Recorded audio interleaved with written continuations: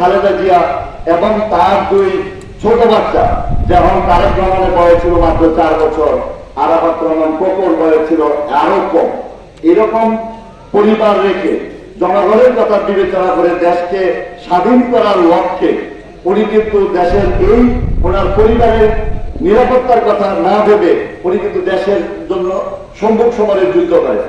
ঠিক সেই সময় যখন জিয়াউর রহমান সম্মুখ সমরের যুদ্ধে চলে যান, তখন পাকিস্তানি বাহিনীর হাতে বেগম খালেদা জিয়া গ্রেফতার হন এবং 6.5 মাস পরিবন্দী ছিলেন।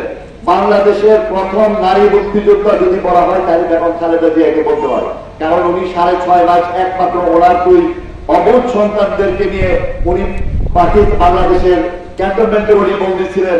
সেই হিসাবে বেগম খালেদা জিয়া ছিলেন বাংলাদেশের প্রথম নারী মুক্তিযোদ্ধা। আরাফাত রহমান কোকো এবং আমাদের তারেক রহমান ওনারা ছিলেন বাংলাদেশের শিশু মুক্তিযোদ্ধা। আপনারা যদি সত্যিকার ভাবে এই দেশের ইতিহাস তৈরি করতে পারেন, লিখতে চান, আপনারা যদি সত্যিকার ভাবে ইতিহাসকে বুঝতে না চান, তাহলে যার যা অবদান এই দেশের আন্দোলন সংগ্রামে, দেশের স্বাধীনতা সার্বভৌমত্ব, আজকে গণতান্ত্রিক বাংলাদেশ প্রতিষ্ঠার ক্ষেত্রে যার যে ভূমিকা আছে সেই ভূমিকাকে আপনাদের স্বীকৃতি দিতে হবে। শুধু তাই নয়, পরবর্তীতে যখন উনি আবার দেশ স্বাধীন হওয়ার পরে উনি স্বাভাবিক জীবনে ফিরে যান, গৃহবধূতে ফিরে যান।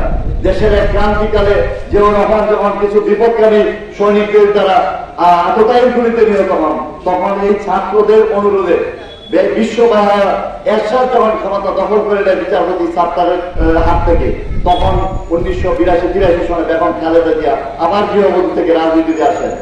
9 বছর আপোষহীন ভূমিকার কারণে এই বিশ্ববাহার এরশাদের সাথে শেখ হাসিনা, আপনারা জানেন যে 86 সনে শেখ হাসিনা ঘোষণা করেছিলেন এই দেশে যারা এরশাদের সাথে নির্বাচনে যাবে তারা বিশ্ব বেইমান।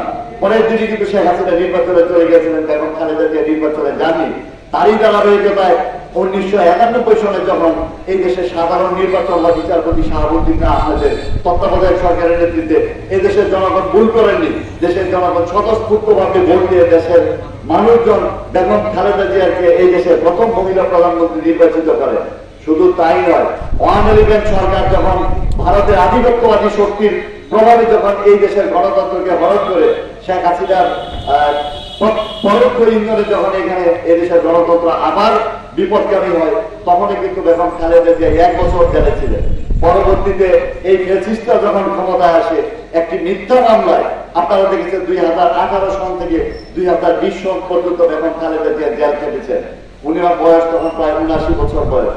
এরকম একটি বয়সে উনি গণতন্ত্রের স্বার্থে, দেশের স্বাধীনতা সার্বভৌমত্বের স্বার্থে কখনোই কোনো ফ্যাসিস্টের সাথে, কোনো স্বৈরাচারের সাথে বেগম খালেদা জিয়া আপোষ করেননি।